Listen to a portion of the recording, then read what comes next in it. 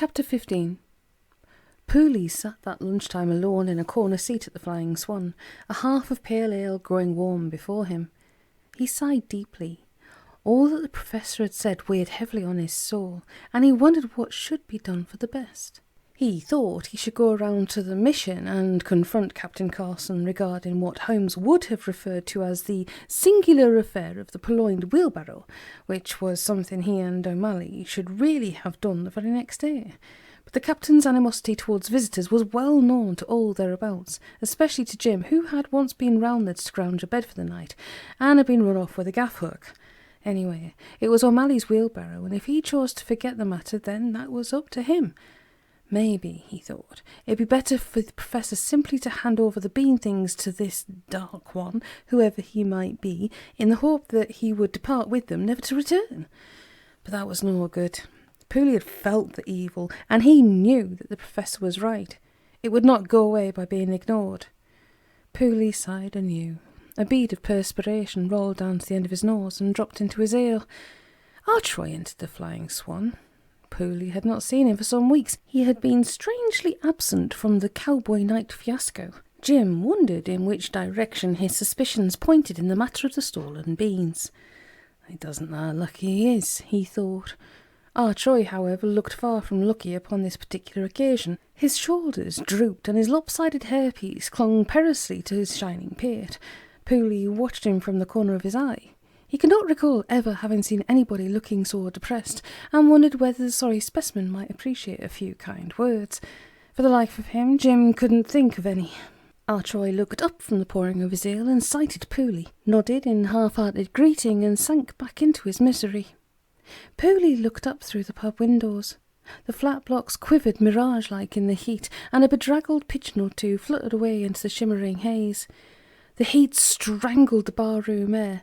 Everything moved in slow motion except Father Moity, resident priest to St. John's, Brentford, who unexpectedly entered the bar at this moment. He strode towards the bar, oblivious to the battering heat, and ordered a small sherry. Neville poured this, and noted that the priest made no motions towards his pocket upon accepting same. "You are far from your cool confessional upon such a hot day," said Neville cynically. No, Neville, said the priest, raising his blessing finger in admonishment. I have come to seek out 2 members of my flock who seem to have fallen upon stony ground. Pooley much enjoyed listening to the young priest, whose endless supply of inaccurate quotation was a joy to hear. 2 prodigal sons who have sold their birthrights for a mess of porridge. Pooley chuckled. You know them as Hairy Dave and Jungle John. They're barred, said Neville with a voice like thunder. Barred, is it? And what pestilence have they visited upon you on this occasion? They blew my bloody pub up. Anarchists, is it? Bloody maniacs, said Neville bitterly. Raise not thine hand in anger, said the priest, bringing his blessing finger once more into play.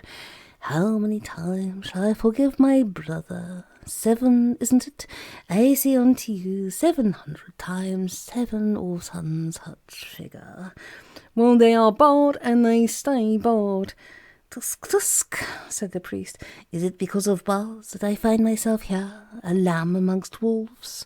And how is the bar of your Catholic club? Asked Neville sarcastically. Still doing a roaring trade with its cut-price drinks and taking the bread of life from the mouths of hard-working publicans? Judge not, lest thyself be judged, said the priest. The bars I refer to are of the gymnastical variety. Keeping fit was an obsession with Father Moity, which verged at times upon the manic. He was forever jogging to and fro about the parish. As Pooley watched the young priest, he noted the giveaway tracksuit bottoms and striped running shoes peeping from beneath his robes of office. He did chin-ups in the vestry, calisthenics in the pulpit, and had developed a system of Tai Chi exercises to correspond with the ritual movements of the Mass. Even as Pooley observed him at the bar, the young priest was flexing his biceps and doing the occasional knees bend. None of these things went unnoticed, and the handsome, tanned and manly figure of the priest raised extraordinary feelings within the breasts of both matronly females and young housewives alike. He had become a focus for their erotic desires. Confession became a nightmare. Even women of well-known and obvious virginity confided to the handsome young priest their nights of passion in the satiric embraces of demonic succubi. Father Moity marvelled at their invention, but more often he covered his ears and allowed his mind to wander. Consequently, his penances were likely to be 3 Hail Marys and 100 press-ups, or an Our Father and a workout on the heavy bag. Gymnasium, bars, the young priest continued, for the church hall. I was promised that they would be constructed before the Olympic trials came on the television. I wish to take a few pointers. Well, I haven't seen them, sneered Neville, and I have no wish to. Father Moity said nothing but peered into his empty sherry glass and then about the bar. Jim Pooley, he said, his eyes alighting upon that very man. Father? Jim, my lad. The priest bounced across the bar and joined Pooley at his table. Would you by any chance have seen those 2 local builders upon your travels? I have not, said Jim, but father, I would have a few words with you, if I may. Certainly. The priest seated himself, placing the empty sherry glass noisily upon the table. It vastly amused Pooley that even a priest of such Olympian leanings was not averse to a couple of free sherries. Pooley obliged, and the young priest thanked him graciously. Firstly, said Jim in a confidential tone, I have been given to understand that Harry Dave and Jungle John were doing a great deal more construction work for you than a set of gymnasium bars. I heard mention of an entire chapel or the like being built. Did you know? The young priest seemed genuinely baffled. Well, I know nothing of that. Chapel, is it? I took it to be R.C. because the plans were in Latin. The priest laughed heartily. Sure you are taking the rise out of me, Jim Pooley. Although the joke is well appreciated, the church has not drawn up its plans in Latin since the 15th century. Jim shrugged and sniffed at his steaming beer. Stranger and stranger, said he. Strange, is it? Said the priest. It is indeed strange that those lads downed tools last Thursday night, and never returned to be paid for what they so far accomplished. For those fellows, that I would call strange. Jim sighed once more. Something was going on in Brentford, and it seemed not only he was involved. Father, said Jim with a terrible suddenness, what do you know of evil? The priest raised his fine dark eyebrows and stared at Pooley in wonder. That, my son, is a most unexpected question. I mean real evil, said Pooley. Not petty getting off the bus without paying evil, or the sin of pride or anger, or minor trivial forms of evil. I mean real pure dark evil, the creeping sinister evil which lurks at the corners of men's minds, the low, horrible... The priest broke in upon him. Come now, said he, these are not fine things to talk of on a hot summer's day, all things bright and beautiful as they are. Pooley studied the honest face of the young priest. What could he know of real evil? Nothing whatever, Jim concluded. My son, said Father Moity, noting well Pooley's disturbed expression, what is troubling you? Pooley smiled unconvincingly. Nothing, he said. Just musing, I suppose. Of Dave and John I've seen nothing. Possibly they drink now at the New Inn or the Jack Lane, so I should try there if I were you. The priest thanked Jim, wished him all of God's blessing for the balance of the day, and jogged from the bar. Pooley returned to his melancholic reverie. When Neville called time at 3, he left the bar, his half of light ale still steaming in its glass, and shambled out into the glare. He wandered off down Sprite Street and crossed beside his beloved memorial bench to enter the sweeping tree-lined drive which curved in a graceful arc towards the Butts estate. He passed within a few yards of the professor's front door and crunched over the gravel footway before the Seaman's Mission to emerge through the tiny passageway into the lower end of the High Street near the Canal Bridge. As he leant upon the parapet, squinting on the dried-up stretch of ex-waterway into the shimmering distance, Pooley's thoughts were as parched and lifeless as a blistered canal bed. He wondered what had become of Soap Distant. Had he been blasted to dark and timeless oblivion by the floor tide which engulfed him, or had the rank waters carried him deep into the inner earth, where even now he swapped drinking stories with old Ridgeon Jippo and the denizens of that sunless domain? He wondered at Artroy's misery, and at what urgent business might have lured Harry Dave and his hirsute twin from their Friday payment at St. John's. Pooley tried to marshal his thoughts into some plan of campaign, but the sun thrashed down relentlessly upon his curly head and made him feel all the more dizzy and desperate. He would repair to the Plume Cafe for a cup of cha. That would invigorate and refresh. That was the thing. The old cup that cheers. Pooley dragged his leathern elbows from the red-hot parapet and plodded off up the high street. The door of the Plume was wedged back, and a ghastly, multicoloured slash curtain hung across the opening. Pooley thrust the gaudy plastic strips apart and entered the cafe. The sudden transition from dazzling sunlight to shadowy gloom left him momentarily blind, and he clung to a cheap vinyl chair for support. Lily Marlene lurked within, fanning her abundant mammaries with a menu card and cooling her feet in a washbowl of iced water. She noted Pooley's entrance without enthusiasm. "We still give no credit, Jim Pooley." Pooley's eyes adjusted themselves, and he replied cheerfully if unconvincingly, "I return from foreign parts. My pockets are bulged with golden largesse of great value." "It's still 6 pence a cup," the dulcet voice returned, "or 8 pence for a coffee." "Tea will be fine," said Pooley, producing 2 threepenny bits from his waistcoat pocket. The grey liquid flowed from the ever-bubbling urn into the chipped white cup, and Pooley bore his steaming prize to a window table. Other than Jim, the cafe contained but a single customer. His back was turned and his shoulders hunched low over his chosen beverage, but the outline of the closely cropped head was familiar. Jim realised that he was in close proximity to the semi-mythical entity known as the Other Sam.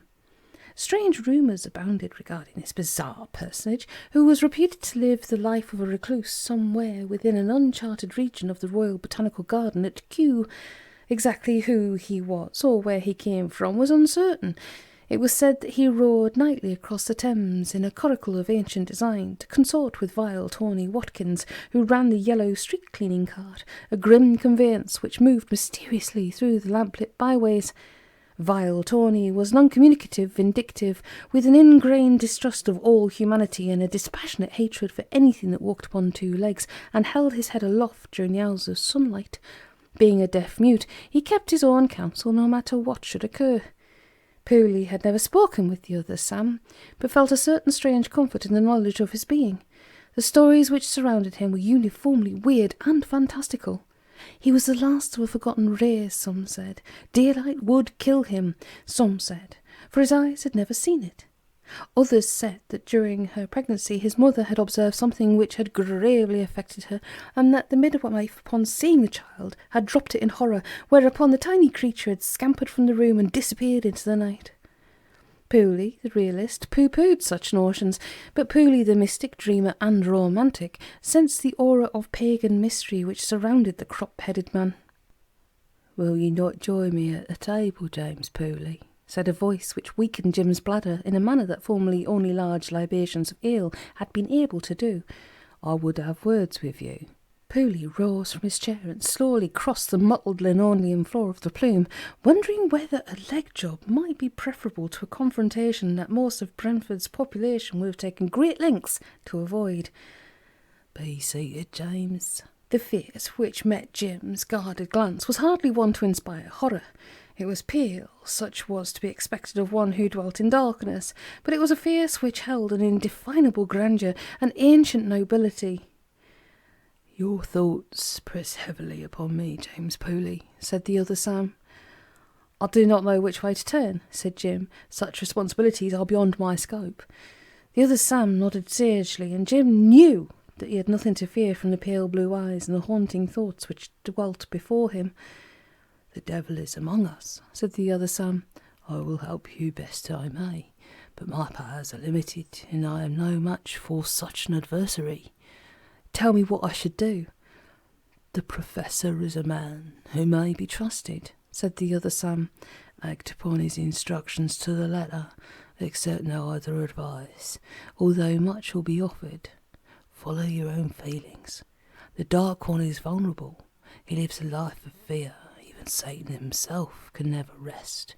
Truth will be forever the final victor." "But who is he?" said Jim. "I have been plunged into all of this. Outside the sun shines, office clerks toil away at their mundane duties, buses rumble towards Ealing Broadway, and I am expected to do battle with the powers of darkness. It all seems a little unfair." "You are not alone, James." "I feel rather alone." The Other Sam smiled wanly. Wisdom shone in his ageless blue eyes. Professor Slocum was a wise and learned man, but there was knowledge not distilled from musty tomes, but born of natural law. Pooley felt at peace. He was no longer alone. He would cope with whatever lay ahead. "I have stayed too long already," said the other Sam, "and I must take my leave. I will not be far when you need me again. Take heart, James Pooley. You have more allies than you might imagine." With this he rose, a pale ghost who did not belong to the hours of daylight, and drifted out into the sunlit street, where he was presently lost from view behind the gasometers. Pooley took his teacup to his mouth, but the insipid grey liquid had grown cold. "Cold tea and warm beer," said Jim, "and they say an army marches on its stomach."